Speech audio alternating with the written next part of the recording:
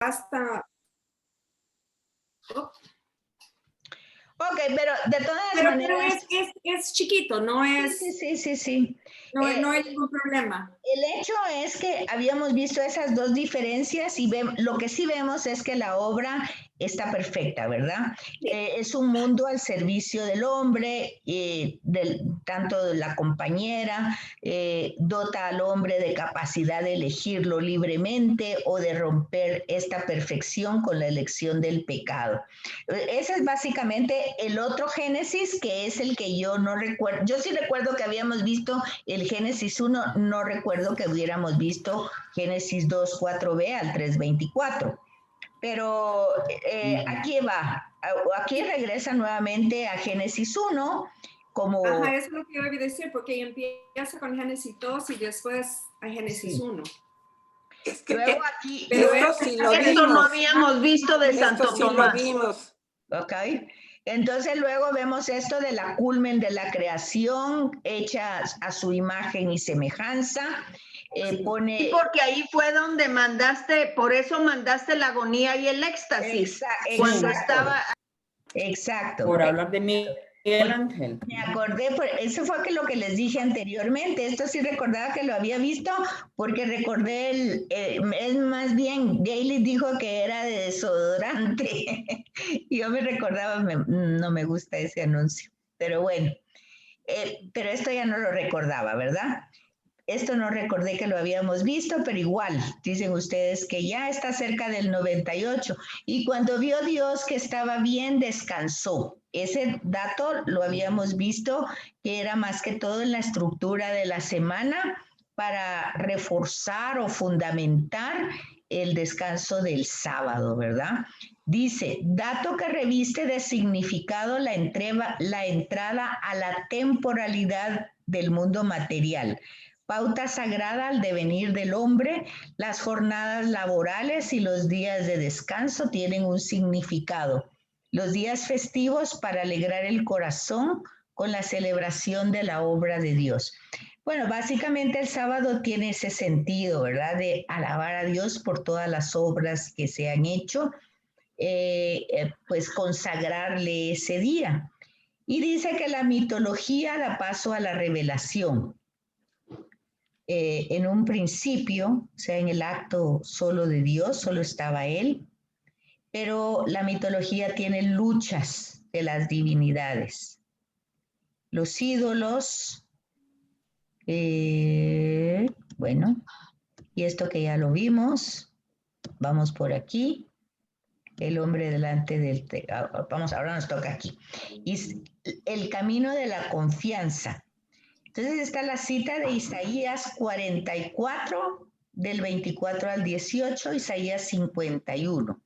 El mismo Dios creador quiere acabar con los enemigos de su pueblo, darle la salud, restaurar la nueva Jerusalén. El fiel debe desterrar todo miedo. El socorro le viene del Señor que hizo el cielo y la tierra. Entonces se dan cuenta ustedes que en estos salmos, por ejemplo, y aquí hay que darse cuenta los contextos de los profetas que decía anteriormente, que es un contexto generalmente donde están pues muy atribulados, ¿verdad? Ya sea que Babilonia se los llevó al exilio, ya sea que ellos están con culpa porque han pecado muchísimo. Entonces realmente el profeta, tanto Ezequiel en el exilio, Jeremías en el pueblo, Isaías en otro momento también, es lo que quiere dar esperanza, ¿verdad?, al pueblo, darle salud, restaurarlo, que tengan un camino de confianza, que no sientan que el momento que están atravesando es el final. O sea que hay una frase muy bonita en la escritura que en Jesús se cumple y llega a su plenitud en Apocalipsis. Es decir, y hay un proverbio que dice, mientras hay vida, hay esperanza. ¿Qué quiere decir entonces? Quiere decir de que si tenemos vida, hay tiempo. ¿Tiempo para qué? Para cambiar, para corregir, para reparar. O sea, es el camino de la confianza. Hay tiempo, hay tiempo. Y a eso se añade lo que hacen los profetas.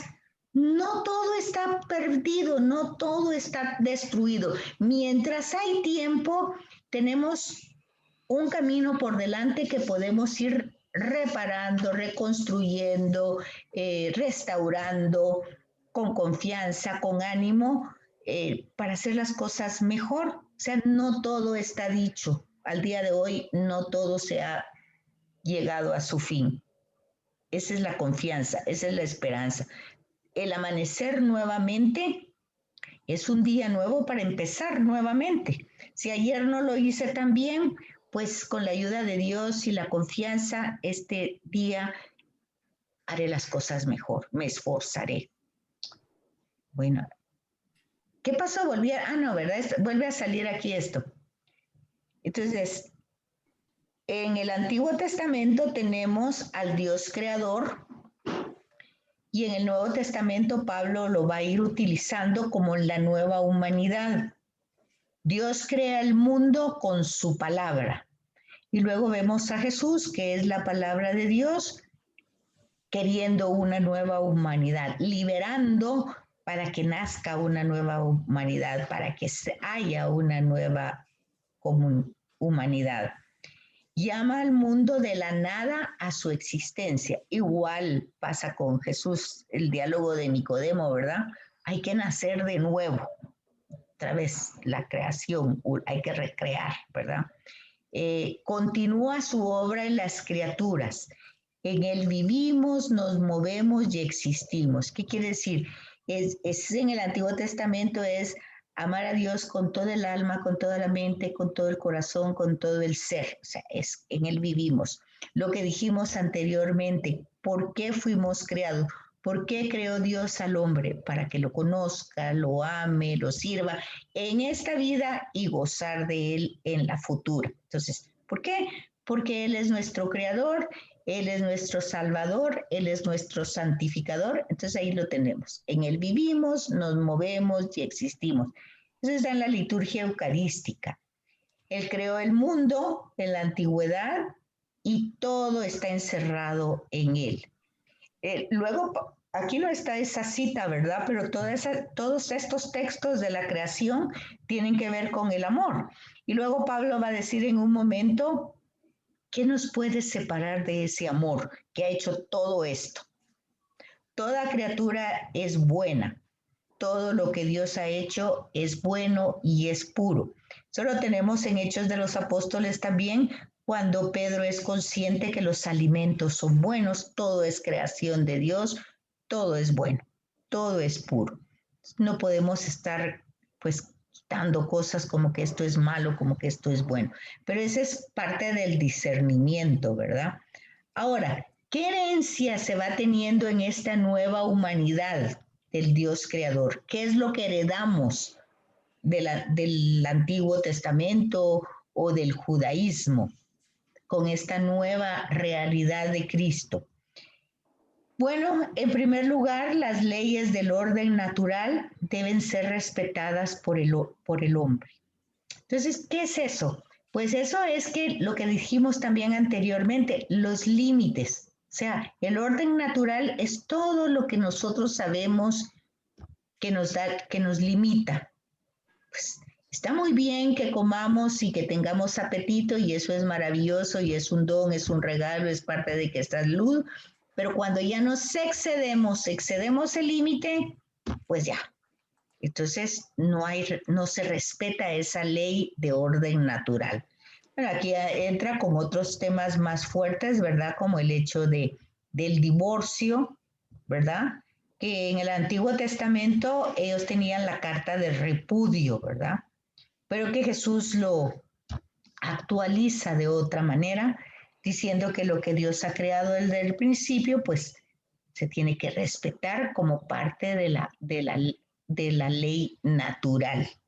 Y es hoy hay tantas ideologías, tantas ideas que contradicen este orden natural, ¿verdad? Hay un nuevo lenguaje, nuevas interpretaciones, pero hay un orden natural que podemos hacer, ¿verdad? La iglesia primitiva releva el judaísmo, pues enseña que las perfecciones de Dios son transparentes a todos, si descubrimos el verdadero sentido de las criaturas. Es decir, empezando por nosotros, si descubrimos que somos criaturas, somos creación.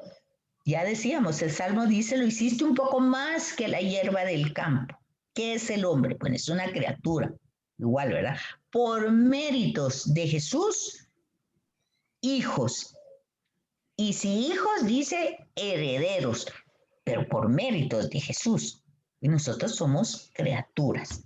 Entonces, en el creyente, la misma doctrina florece en alabanza, ¿verdad? O sea, no es que yo me voy a sentir menos por ser criatura, sino que soy consciente del don, del regalo, de la salvación que Jesús me otorga, y gracias a ese mérito, gracias a ese rescate, pues se vuelve una alabanza el ser criatura, porque sin merecerlo he recibido mucho más de lo merecido, y ahí es donde se funda la confianza.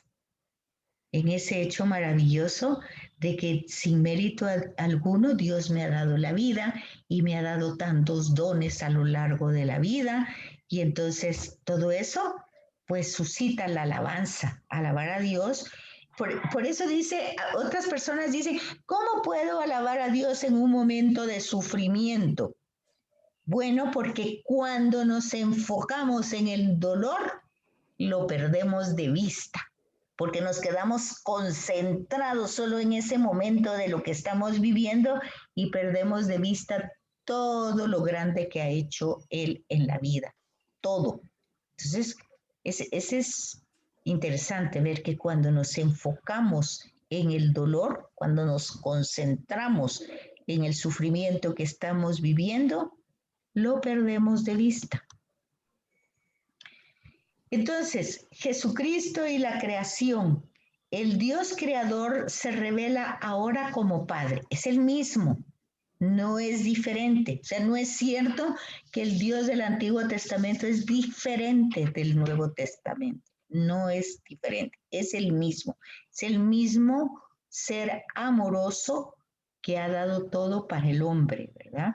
Y que en ese mismo amor se encarna en la persona de Jesús. Jesús es el único Señor por el que todo existe.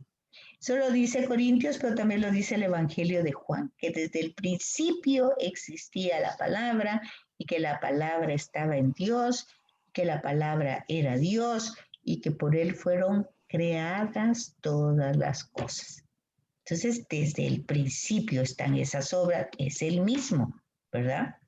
Es la misma, Jesús es la misma sabiduría de Dios, es la misma obra creadora de Dios, porque es la palabra de Dios, es el resplandor de la gloria de Dios y la imagen de Dios invisible, ¿verdad? Es el primogénito de toda criatura.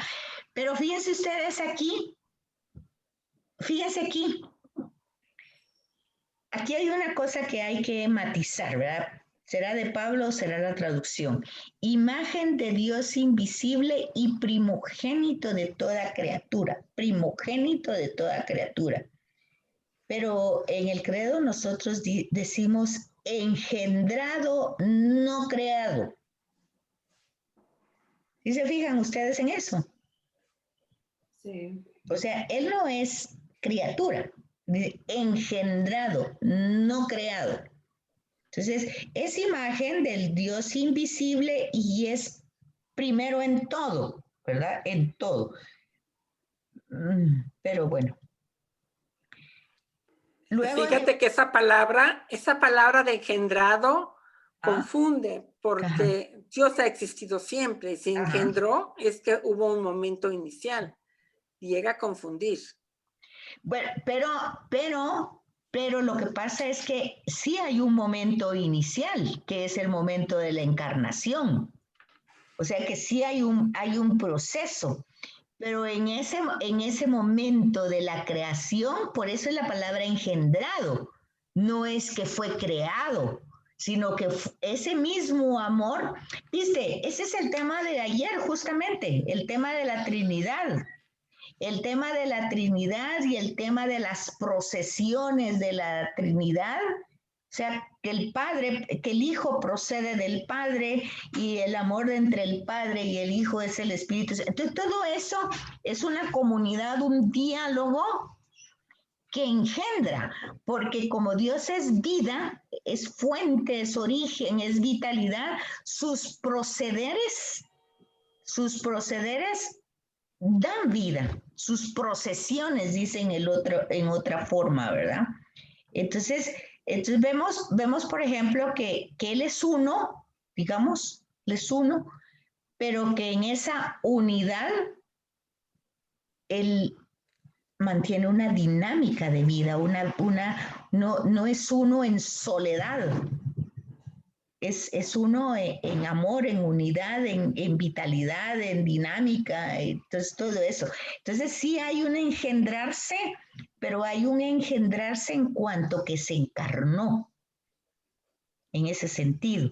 O sea que hay una realidad diversa que aparece. Si la creación fue una manera de darse a conocer como parte de lo que Dios mismo es, la encarnación es una parte suprema de la creación. Es una parte, como dirían los jóvenes, más máxima, porque es el rostro visible de Dios. O sea, se hace visible. Ya lo vemos en la antigüedad, solo se veía, Moisés solo logró ver su espalda, solo una parte. No logró ver su rostro, y eso que decía que hablaba con él cara a cara, pero no se podía. Entonces, en cambio, Jesús ya es una realidad viviente, mucho más, ¿qué dijera yo? Mucho más intensa del querer revelarse de Dios, porque ya se da a conocer claramente.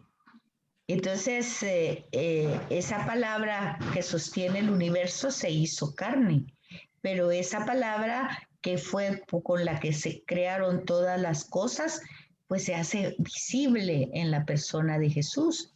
Y entonces aquí tenemos a Juan, ¿verdad? Que dice la palabra de Dios, el verbo de Dios que existía desde el principio, con Dios se hace carne. Al final de los tiempos, en el culmen de los tiempos, dice. Lo ha hecho todo y es desde los comienzos vida, luz del universo. Entonces tenemos en el Evangelio de Juan a Jesús que le va a decir que Él es la vida, que Él es la luz, y ya vemos por qué. Porque Él es el origen desde la creación de la vida y lo primero que existió antes de la vida de todo tipo fue la luz. Y ya tenemos a Jesús que Él es camino, verdad, vida, luz. Entonces en Cristo culmina la obra de la creación. Él es artífice, modelo y fin de todas las cosas.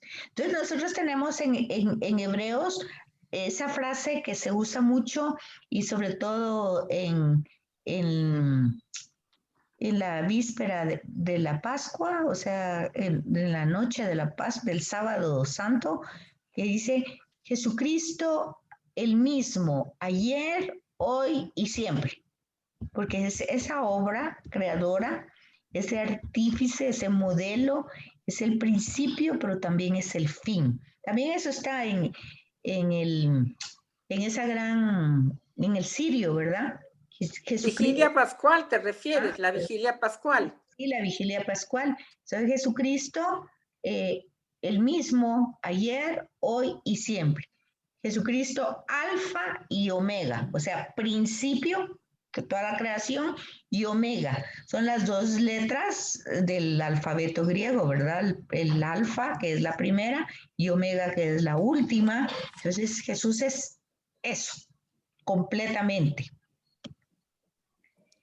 Y entonces aquí seguimos. Todo esto son citas que ustedes las pueden ir viendo, pero seguramente las conocen y la han visto, las hemos vivido en los distintos momentos litúrgicos, ¿verdad? Entonces en Cristo se da la nueva creación. Drama de la belleza de la creación, del desorden del pecado, por lo que el mundo actual está destinado a disolverse. Bueno, Pablo va a desarrollar eso como muy bonito con el tema de la justificación. O sea, en el momento que por causa del pecado todo tenía que destruirse, disolverse, arruinarse, porque el pecado había llegado a su máxima expresión, ¿verdad?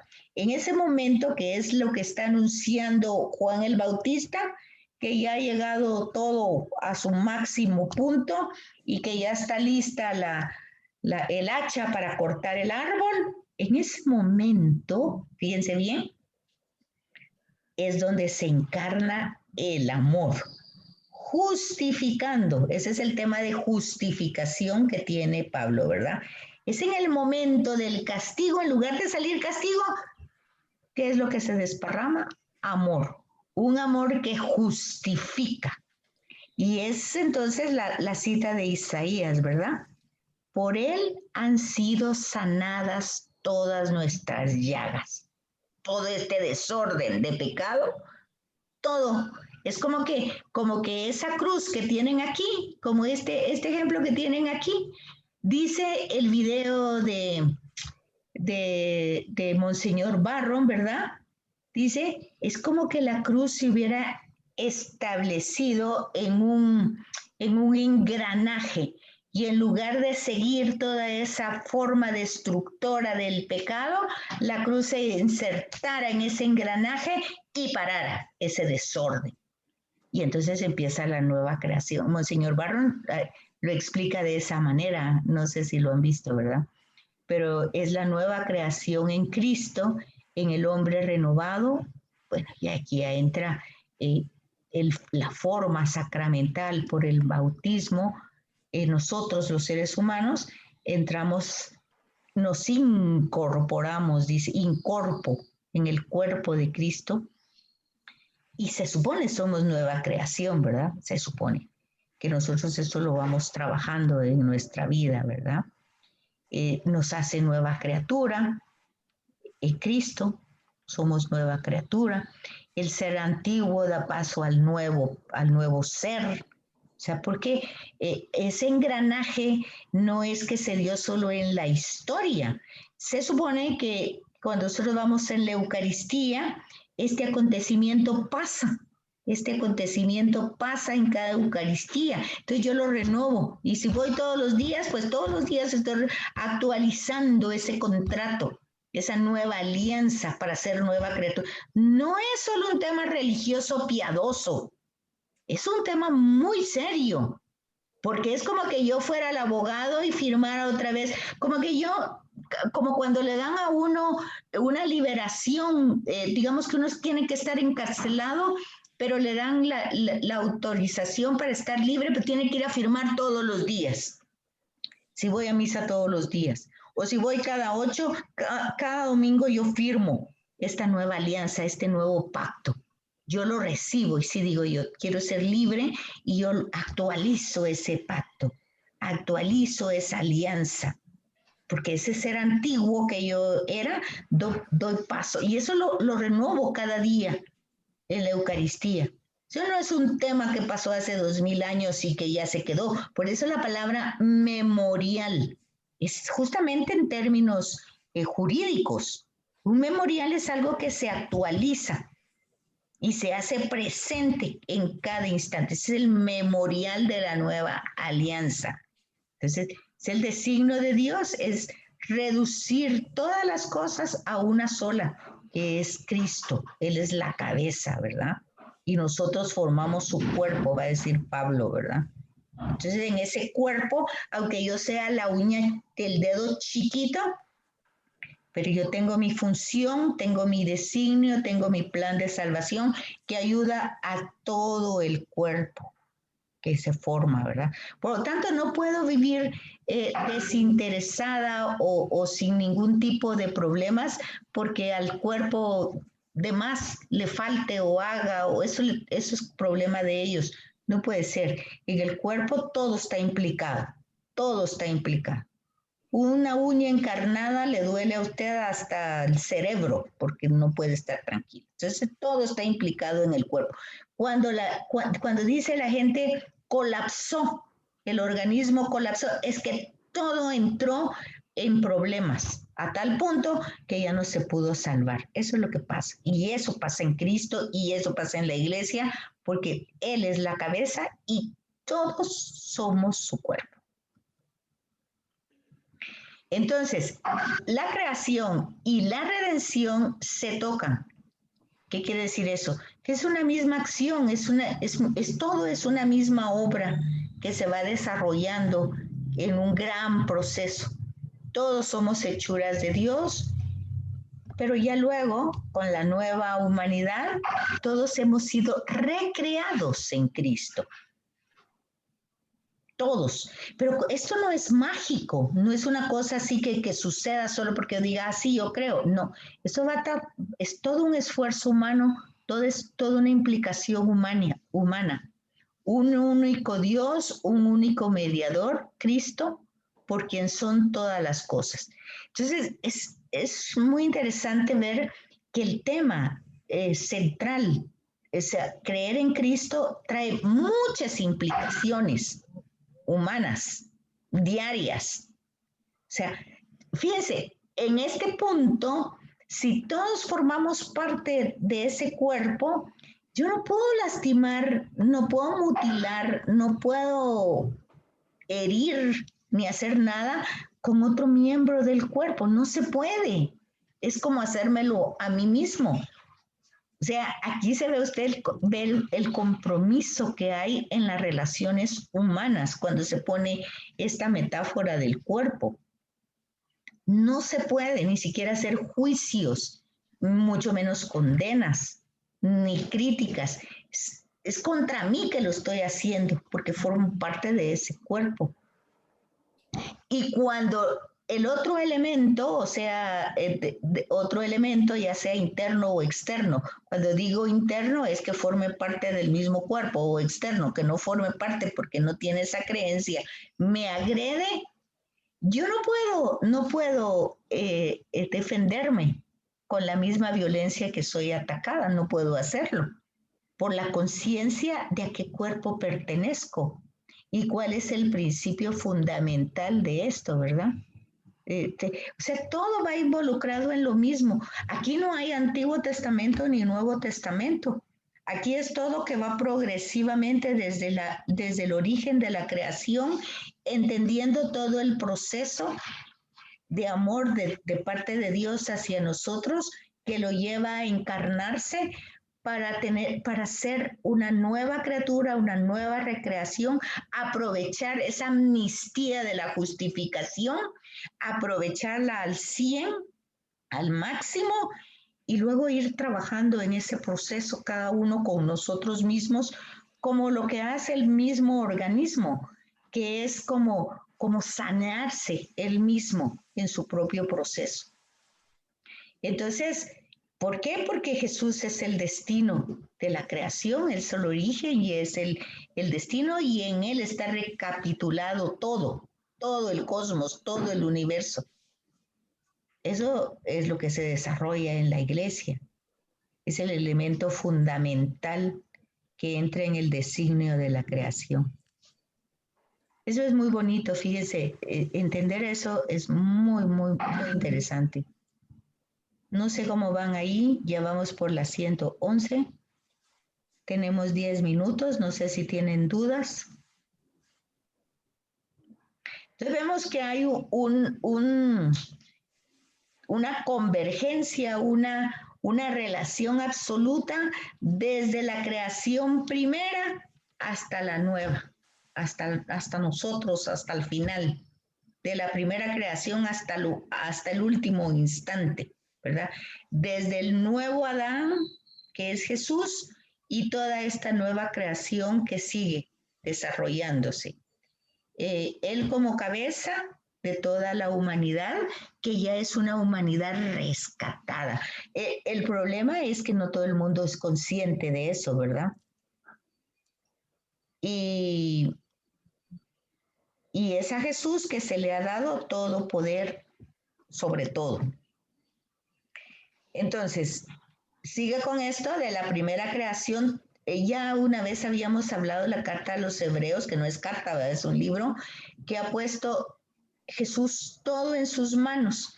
Y, o sea, Dios ha puesto en Jesús todo en sus manos, lo estableció como heredero de todas las cosas, todo lo novedoso, Él hace todas las cosas nuevas, en Él se realiza la plenitud de todo.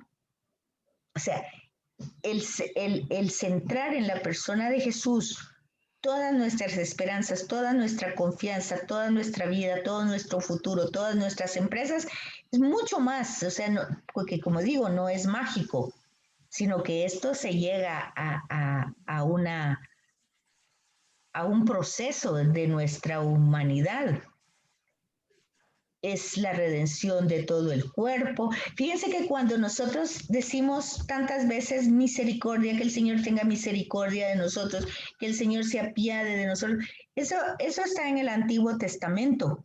Esa es una oración, que el Señor tenga misericordia de ti, se apiade de tus pecados, vuelva su rostro. Es una oración del Antiguo Testamento, pero eso se supone que ya se realizó. Cuando en Adviento se habla de ojalá se abran los cielos y bajes tú a la tierra, eso ya pasó. Todo eso ha pasado en Jesús. Todas las promesas y todo lo que se había desarrollado en el Antiguo Testamento ya sucedió en el tiempo en la encarnación de Jesús. Y entonces es una victoria que ya se realizó. Ya empezó, pero ahora cada uno tiene que asumir esa redención, tiene que ser la propia, personal, en cada uno. Hablábamos de la creación, que es lo mismo.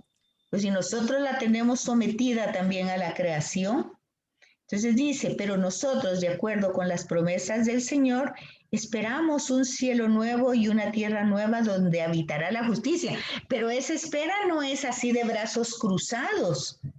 Nosotros estamos implicados en esa novedad. Nosotros estamos trabajando por esa novedad.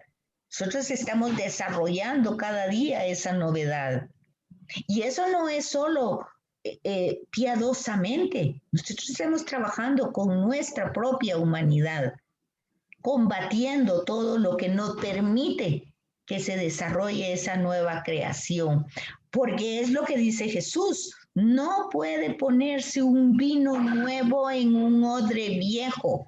Entonces nosotros tenemos que trabajar porque esas estructuras antiguas también se derrumben. De lo contrario, la novedad no entra. Entonces el primer cielo y la primera tierra han desaparecido. Ya no están. Pero nosotros queremos vivir todavía en esa nostalgia. Entonces el que está sentado sobre el trono declaró: he aquí que hago las cosas nuevas. Tal será la creación final del universo. Pero esa creación final del universo no es al final, es ya. Porque ese cordero que ha sido degollado, nosotros lo actualizamos cada instante.